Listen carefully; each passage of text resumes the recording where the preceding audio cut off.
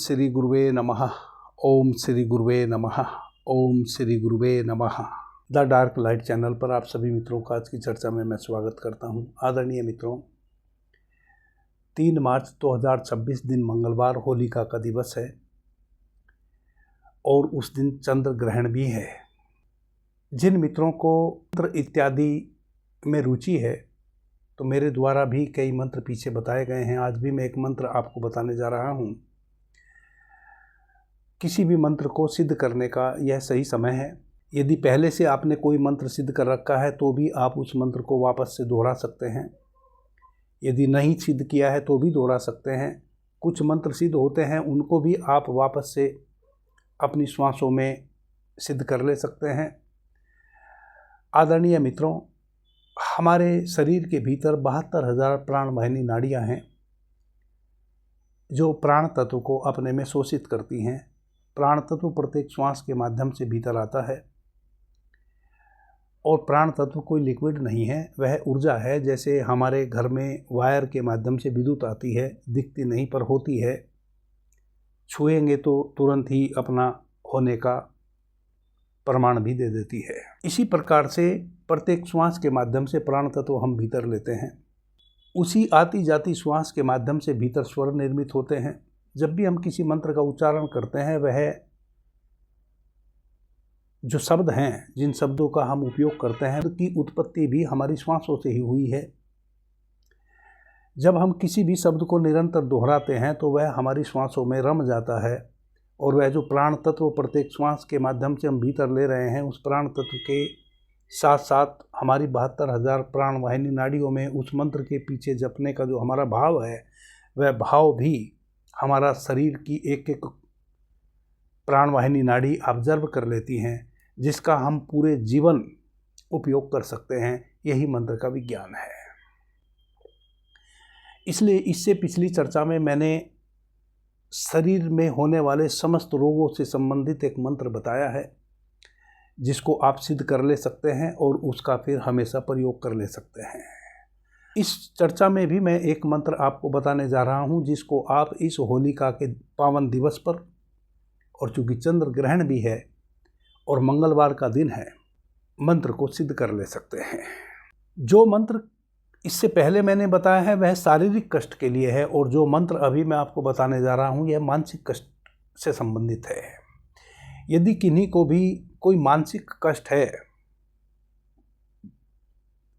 या किसी के द्वारा या किसी की किसी भी रूप में नज़र लग गई है, किसी भी प्रकार का मानसिक कष्ट है, कैसी भी उलझन है, मन में चलती रहती है, सुलझती नहीं, या कोई नज़र इत्यादि लग गई है, यदि आप इस मंत्र को सिद्ध कर लेते हैं तो स्वयं और दूसरों को सभी को आप लाभ पहुंचा सकते हैं। यूँ तो होलिका का शुभ दिवस है और ग्रहण भी है, तो रात्रि 2 बजे तक आप एक या एक से अधिक मंत्रों का उच्चारण करके उनको सिद्ध कर ले सकते हैं। परंतु जो मंत्र मैं यह बता रहा हूँ आपको, इसको आपने उसी समय सिद्ध करना है जब पूर्ण ग्रहण पड़ रहा हो। और पूर्ण ग्रहण की जो अवधि है भारत में 4:34 से लेकर 5:33 तक की, यानी कि 59 मिनट का वह समय है जब पूर्ण ग्रहण पड़ रहा होगा भारतवर्ष में। वैसे समय पे आप इस मंत्र को सिद्ध कर ले सकते हैं। यह हमेशा के लिए आपके श्वासों में सिद्ध हो जाएगा। जब मैं अभी आपको मंत्र बताऊंगा तो आप स्क्रीन पर उस मंत्र को लिखा हुआ भी पढ़ लेंगे, ताकि मेरे बोलने में और आपके पढ़ने में कोई फर्क न रहे। हो सकता है मेरे उच्चारण में कुछ गड़बड़ हो, तो जैसा मंत्र आप लिखा हुआ पढ़ लेंगे और उसी अनुरूप उसका अभ्यास करेंगे। मंत्र का प्रयोग कैसे करेंगे वह मैं बाद में बताऊंगा। पहले आप मंत्र को जान ले, मंत्र क्या है। मंत्र इस प्रकार से है। ओम हम हनुमते आंजनेयाय महाबलाय नमः। आंजनेयाय महाबलाय हुम फट। ओम ऐं ह्रीं श्रीं नमो भगवते हनुमते। अब इस मंत्र को जपना कैसे है और फिर इसका प्रयोग कैसे करना है। उत्तर दिशा की ओर मुंह करके बैठ जाएं। एक सरसों के तेल का दीपक जला लें। भगवान हनुमान की कोई मूर्ति घर में है तो उसको सामने रख ले, नहीं है तो कोई बात नहीं। रीढ़ सीधी कर ले, रक्त चंदन की माला ले लें। रक्त चंदन की माला ना हो तो पिछले चर्चा में भी मैंने बताया था कि कच्चा सूत ले लें। कच्चे सूत को थोड़ा सा पानी में सिंदूर घोल के उसमें डुबा के उसको रंग लें, फिर उसमें 108 गांठ लगा लें, उसी को माला बना लें। उत्तर दिशा की ओर मुंह करके रीढ़ सीधी करके बैठ जाए। अपने मस्तिष्क में दोनों आँखों के बीच में आज्ञा चक्र पे भगवान हनुमान के उस स्वरूप का ध्यान करें जो आपको सबसे ज़्यादा प्रिय है। उस स्वरूप का ध्यान करते हुए 11 माला इस मंत्र की उच्चारण करें। उच्चारण जब करें तो मुंह से बोलते हुए करें, ध्वनि उत्पन्न होनी चाहिए आपके उच्चारण से। अब इसका प्रयोग कैसे करना है? तो 11 माला इस प्रकार से आपने इस मंत्र की उच्चारण कर ली। जो माला आपने धागे से बनाई है या आप खरीद के लाए हैं रक्त चंदन की, उसको आप सुरक्षित रख लें। जिस माला पे हम मंत्र को सिद्ध करते हैं उसको हमें हमेशा सुरक्षित रखना चाहिए। जब भी कोई व्यक्ति आपके समक्ष वैसा आवे जिसको मानसिक प्रॉब्लम है या कोई नज़र दोष है, वह आपके परिवार का हो या कोई भी हो, आप इस मंत्र को 11 टाइम उच्चारण करें। मोर के चंदों की एक झाड़ू बना के रख लें। उस झाड़ू से उस व्यक्ति के सिर के ऊपर से ऐसे झाड़ें, नीचे की ओर झाड़ें।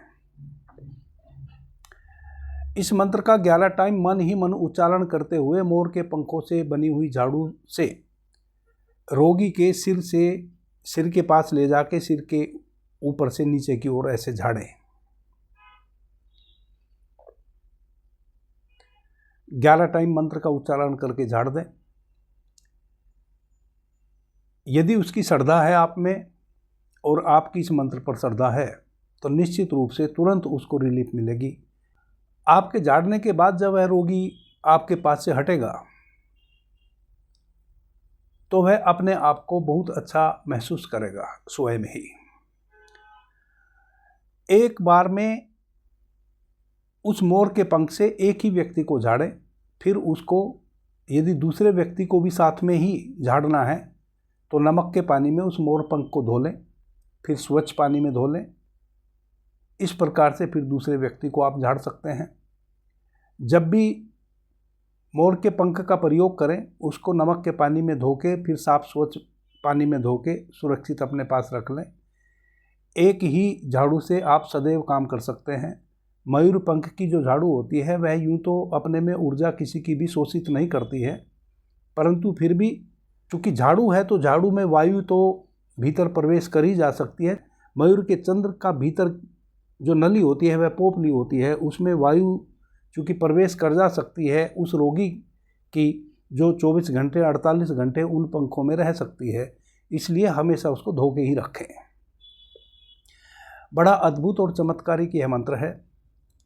आप इस मंत्र का उच्चारण कर सकते हैं। इसके अतिरिक्त भी उस दिन यदि पहले से कोई मंत्र आप जानते हैं या मेरे द्वारा बताया गया है या कहीं से भी आपने जाना है या आपके गुरु ने आपको कोई मंत्र दिया है, आप, यह बड़ा शुभ दिवस है, होली है और चंद्र ग्रहण भी है, किसी भी मंत्र को सिद्ध कर सकते हैं। कई मित्रों की समस्या यह होती है कि उनको यह समझ में नहीं आता कि क्या एक ही मंत्र हम सिद्ध कर सकते हैं या अधिक। आप जितना चाहें उतने मंत्रों को सिद्ध कर सकते हैं यदि वह मंत्र आपको याद रह जाए।